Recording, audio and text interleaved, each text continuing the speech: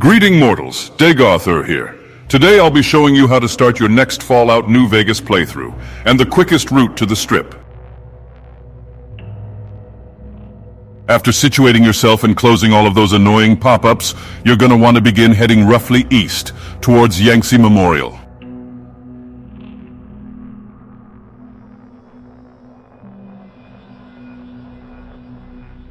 If you want to make any last-minute changes to your character, now is the chance. For my courier, I put 6 points in strength, 6 points in perception, 6 in endurance, 1 point in charisma, 6 points in intelligence, 6 in agility, and 9 in luck. You'll see why in a later video. After reaching Yangtze Memorial, you'll want to continue east until you reach the train tracks. If you aggro any scorpions, just avoid them by jumping onto rocks.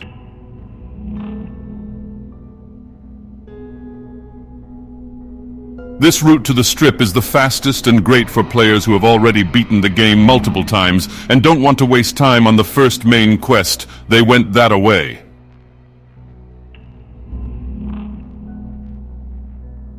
Follow the train track past Sloan and then continue underneath the billboard. Our goal is to avoid the death claws at Quarry Junction on the left and the super mutants on the right.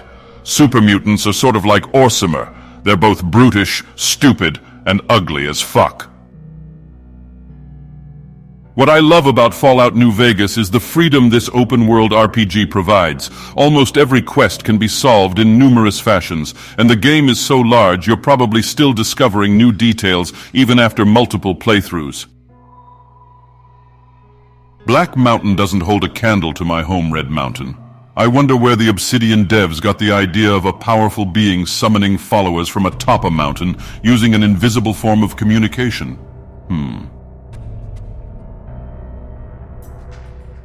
Once you reach this black cliff face, you're gonna want to sneak as to avoid detection. Up ahead is a dead NCR soldier. Loot his body and take his armor. Carefully avoid the falling rocks and bear traps, and don't step in them like I did.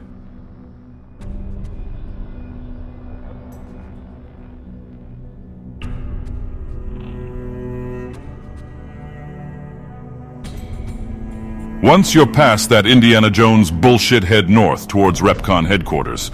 Our goal is to avoid any fiends in the area until we've made it to McCarran Air Force Base.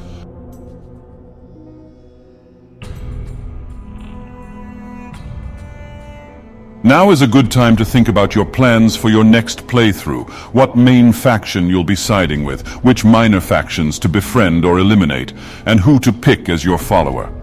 My word of advice, though, is to not side with the Legion. Not only are they similar in appearance and attitude to the Imperial dogs who have unjustly subjugating the people of Morrowind and trying to strip away at Dunmer culture, but they have a greatly reduced number of side quests, unlike the NCR or Mr. House.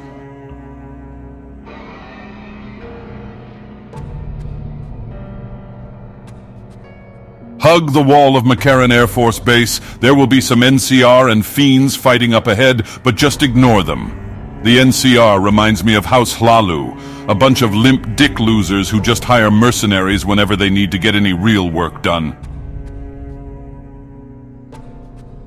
My advice for the early game is to invest a decent amount of points into speech. It'll allow you to complete most quests at an earlier level by avoiding a gunfight. If diplomacy isn't in your nature, a sneak sniper build will allow you to clear out tougher enemies and dungeons.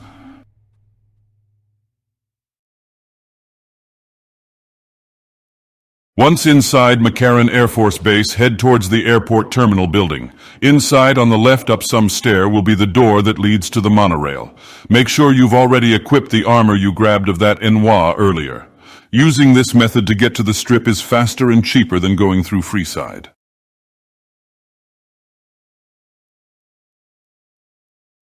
In Morrowind, we don't have any monorails. Most people travel via Silt Strider, or using the Mage Guild services.